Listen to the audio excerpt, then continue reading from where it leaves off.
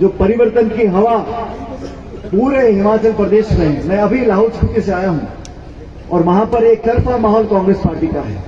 सभी लोग, सब जाति बिरादरी समुदाय के लोग मिलकर बना चुके कि कांग्रेस की सरकार बनाना हम लोगों के भविष्य के लिए बहुत जरूरी है। इसलिए दोस्तों, हम सब ने, कांग्रेस पार्टी ने सोच समझकर हमारे उम्मीदवार को टिकट दिया है। इनके पिताजी ने बहुत लंबे समय तक क्षेत्र की सेवा करी, आपके बीच में काम किया और नौजवानों को आगे लाने का काम हमारी पार्टी कर रही है। आप लोगों को तुलना करनी पड़ेगी।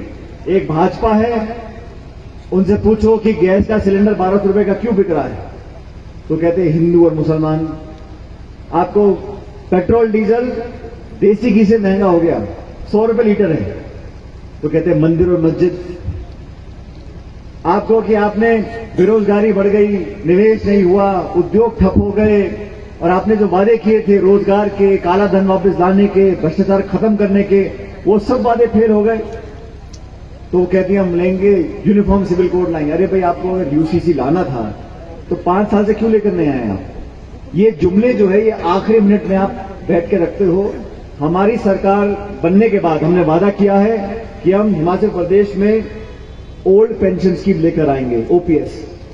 और ये मैं इसलिए कह रहा हूं क्योंकि हमारे देश में जहां जहां सरकारें हैं, चाहे छत्तीसगढ़ में है, चाहे राजस्थान में है, हमने ओपीएस की घोषणा करी और लागू किया। इस बार भी हिमाचल प्रदेश में सरकार बनने के बाद पहली कैबिनेट मीटिंग में ओल्ड पेंशन स्कीम हम लोग लागू करेंगे। ये मैं आपको वादा करके जा रहा हूं। भाजपा के साथियों से पूछो तो बोलते हैं ओपीएस के लिए हम एक कमेटी बनाएंगे। अब वो बेचारे फंस गए। हुआ क्या, ओपीएस एक बहुत बड़ा मुद्दा बन गया हिमाचल में। अब भाजपा हां बोलेगी तो लोग बोलेंगे गुजरात में लागू करो, यूपी में लागू करो, पूरे देश में लागू करो।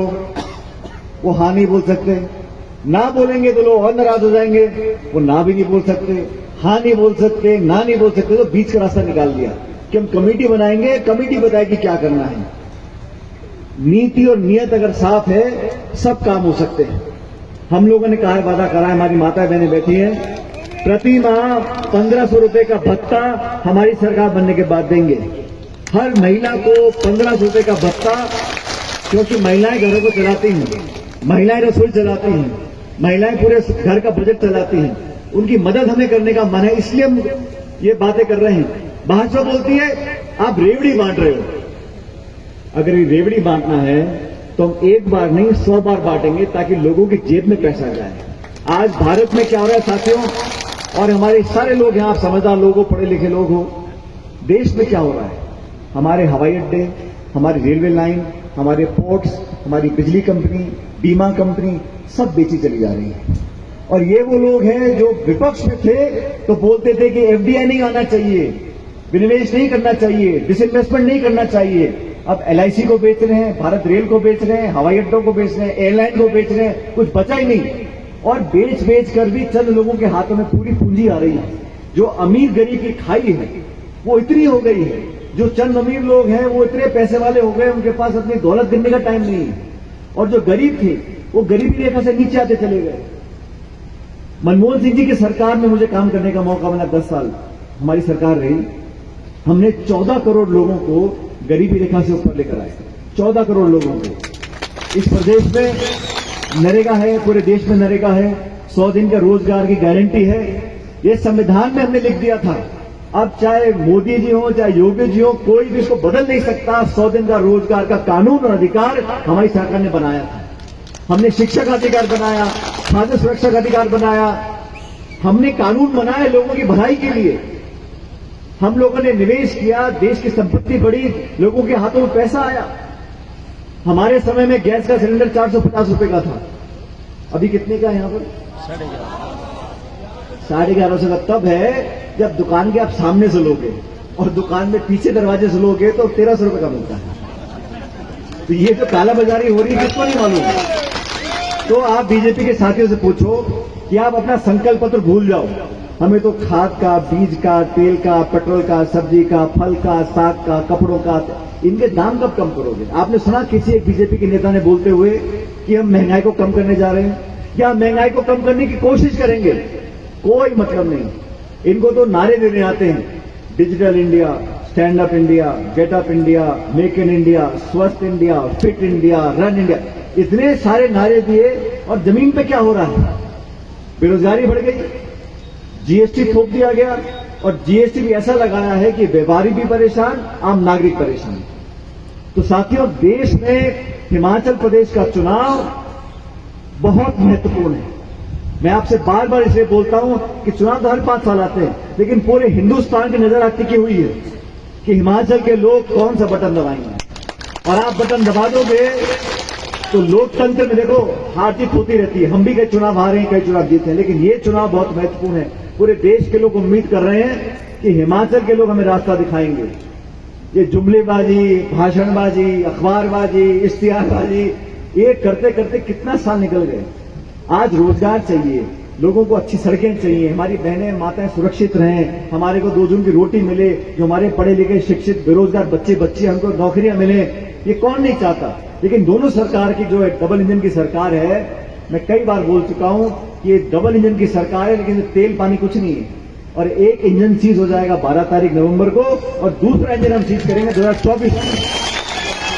तो ये सब लोग बातें बहुत बोलते हैं, काम करना इनके बस की नहीं है। मैं आपके बीच में निवेदन करने आया हूं।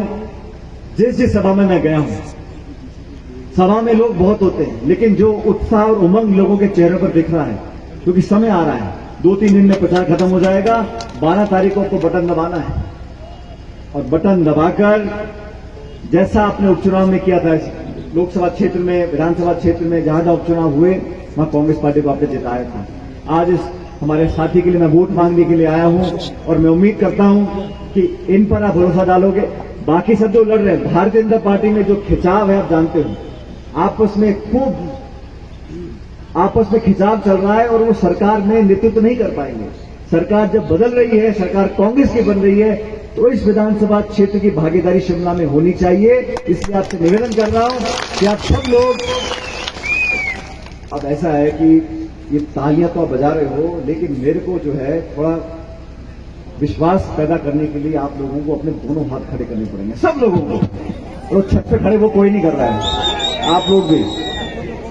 अब मैं यहां से जाऊं तो इनको जिता के आप भेजोगे, ये आपके लिए 24 घंटे काम करेंगे, और नहीं करेंगे तो मैं खड़ा हूं काम कराने के लिए इनसे। अब आपसे निवेदन है, समय कम रह गया, मुझे और मीटिंगों में जाना है, लेकिन मैं यहां पर आया हूं। जो अपार प्रेम प्यार स्नेह आप लोगों ने दिया,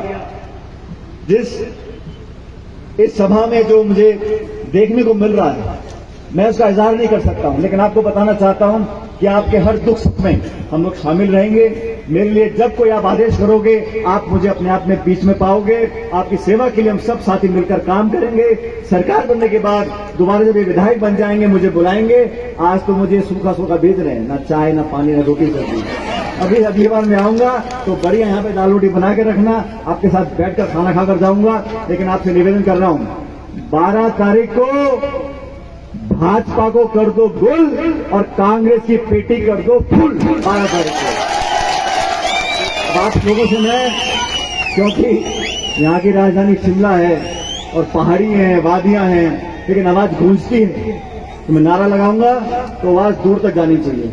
कांग्रेस पार्टी, वो ऊपर वाले कोई बालकनी में बैठे, ऐसे काम नहीं चलेगा भाई, शिमला तक आवाज जानी चाहिए। कांग्रेस पार्टी जिंदाबाद। ये वाला नारा आखिरी बार जो है, ये आसमान चीर कर दिल्ली तक आवाज जानी चाहिए, ठीक है। कांग्रेस पार्टी जिंदाबाद। धन्यवाद, राम राम साहब, बहुत बहुत धन्यवाद महोदय।